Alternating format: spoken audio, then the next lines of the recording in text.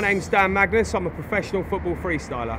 Football freestyling to me is just about doing lots of different tricks with a football while keeping it off the floor at all times. I started freestyling when I was a little kid. I always used to want to be a professional footballer but didn't quite make it, so just decided to get into the freestyling. I always used to like practicing it in training and stuff like that, and thought that it helped in my game. So yeah, when I didn't quite make it as a player, I thought it was a good avenue to go down. That gave me good opportunities to still work with professional footballers and do football as a living, so it's brilliant.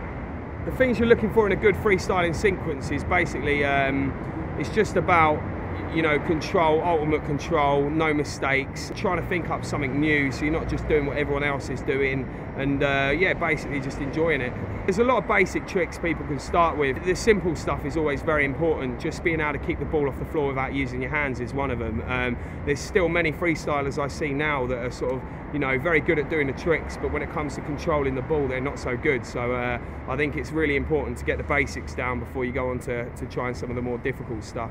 I would train probably maybe 3-4 hours a day, sometimes a lot more, sometimes a lot less. So maybe just feet tricks in the morning, and then sort of, you know, mid-body tricks in the afternoon and stuff like that, and then changing it up. Then you might work on sit-down tricks, you know, stuff while you're on the floor, another day for a couple of hours, you know, and trying, if people can, you know, even if they can work on the basics for sort of 20 minutes and then try the tricks for half an hour, you know, that's going to really help. It's surprising how quickly you can pick it up if you just start doing it, you know. You just need to be out there, just take a ball with you everywhere you go and just keep trying it, basically. The record for longest time controlling a ball, it was 19.5 hours. I managed to do 24 hours, so I was really happy with that. And yeah, some of the training I did for that was probably a bit too much, to be honest. I'm still feeling it to this day. A lot of people say to me, oh, you know, you might be able to freestyle, but you can't play football.